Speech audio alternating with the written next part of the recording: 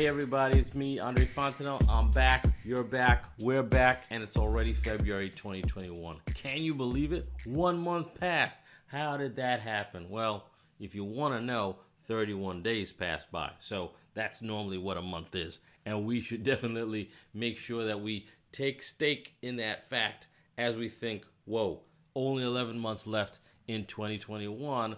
It went by so fast. How do we keep ourselves on the grind and keep our eyes on the prize as we progress towards whatever our goals are for 2021? Well, I'll tell you right now, what you need to do is make sure that you got a good team of advisors around you. And that could be your friends or family or whoever. But you need to make sure that these are people who hold your feet to the fire, that they keep you accountable for the goals that you have set for yourself. Now, you want to make sure that the people who you have as your advisors are the right types of people. What I mean by that is you want to make sure that this person is giving you advice that's based on you, not based on them, right? What I mean by that is some people, they have a yes or a no figured out before they even meet you, right? And so it's a situation like, should I leave my job? There's some people, you know that. No matter what the situation is, if you say you're thinking about leaving a job, they're going to go, girl, leave that job. Then there's some other people, they're always, very conservative. And if you said, I'm thinking about leaving my job, they would say, you sure you want to leave? Trying to sort of make sure that you are not leaving a job unless you absolutely have to leave this job, right? So the best type of advisor would be somebody who's actually going to listen to what you're saying and then give you the best advice based on the situation that you're actually presenting. So I always advocate, if you can, that you get yourself a formal career coach. Now, why should you get a formal career coach? Why is this helpful? Well, I'll tell you why a career coach can be helpful.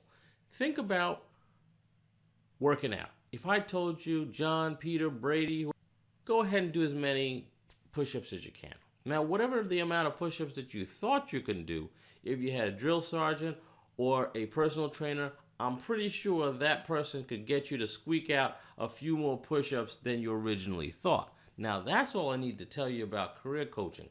Essentially, you're going to get more out of yourself with the team around you than by yourself. Part of that is just somebody, holding you accountable. And the other thing about it is people enjoy having people along the journey with them, right? Let's go back to the fitness analogies. If you were walking or running around a track by yourself, you would run whatever you would run. But if you had somebody with you, you'd be much more likely to keep going. This person can help give you more energy to get through those tough times. Back to the idea of leaving a job.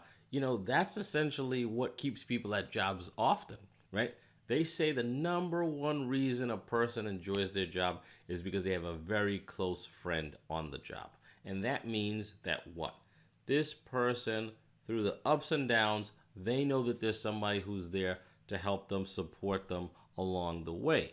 So again, when you have a good team, this can be helpful for your journey through 2021 and beyond, because I know you feel like, hey, I'm an adult now, I should be figuring out these things by myself. That is not the case. You want to make sure that you have advisors, right? The people who are on the top of their games, they have advisors.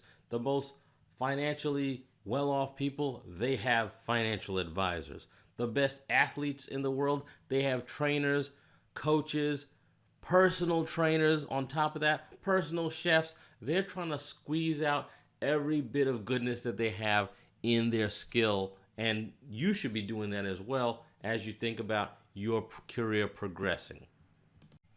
The reason I'm having this particular chat with you today is because recently I had a conversation with someone who was thinking about leaving their job. And I gave them my best advice as it pertains to them in their specific situation. They were working on a job that became toxic. Two relatives working on the job in tandem had tried to go out of their way to make life not so rosy for all the other people who were working there.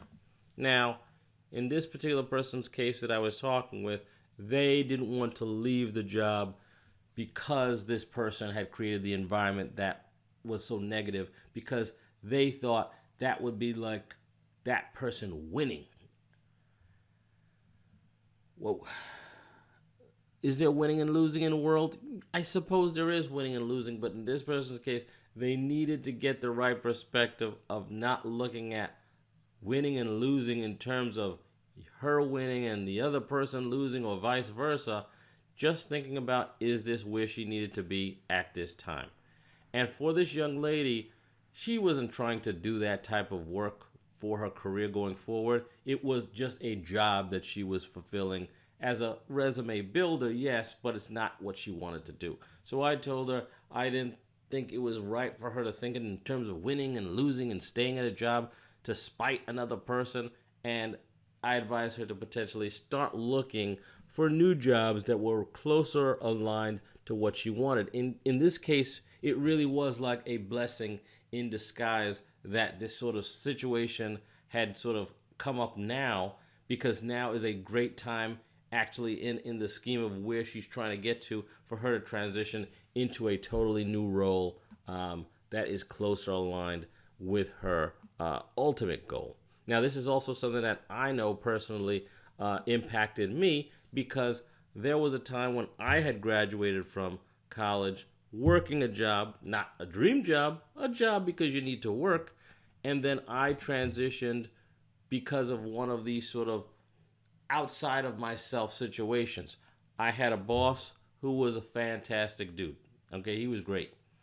But then he left the job.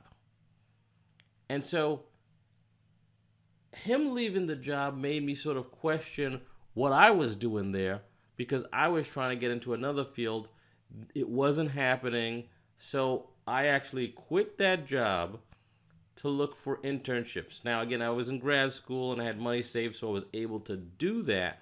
But if it wasn't for my boss at the time leaving the job, I don't think I would have exited as soon as I did.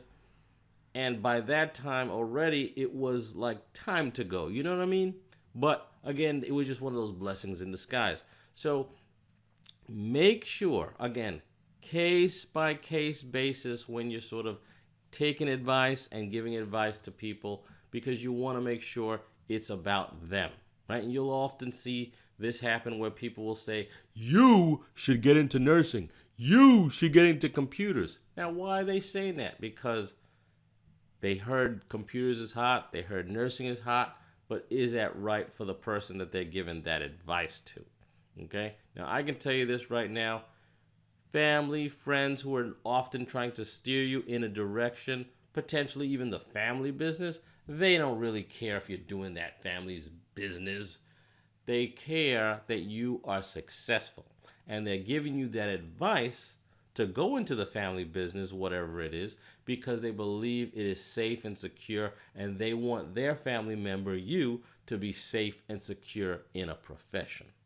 Now, if you have the wherewithal to do the research, get a team around you, potentially a career coach or other great mentors who are going to be helpful to you, you can find a way to get traction in whatever field that you want to. Some fields are harder than others to get into, I will admit, but the point is it's possible, and it will be easier if you start early and if you have the traction of having other people keep you on that grind that you need to. So just the same way sometimes I'll have people say, go to a therapist. Why would I go to a therapist? I got my friends to talk to.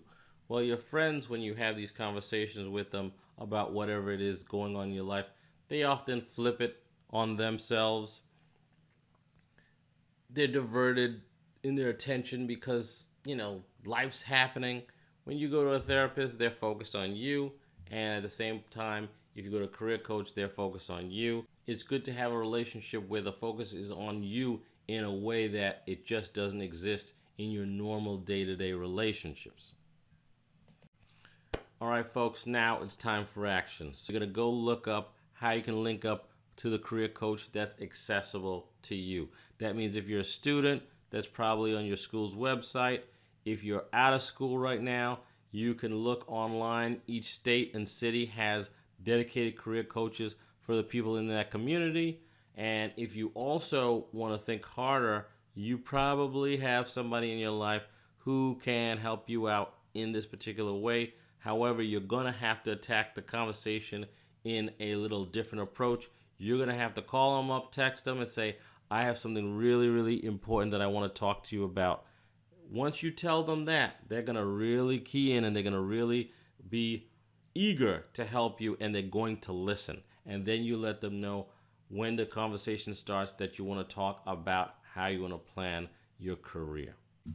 All right, that's it for today. Next week, I'm going to be doing a lot less preaching and a lot more talking about resumes in particular. So we're going to talk about the philosophy of how to put a great resume together, and I will see you soon.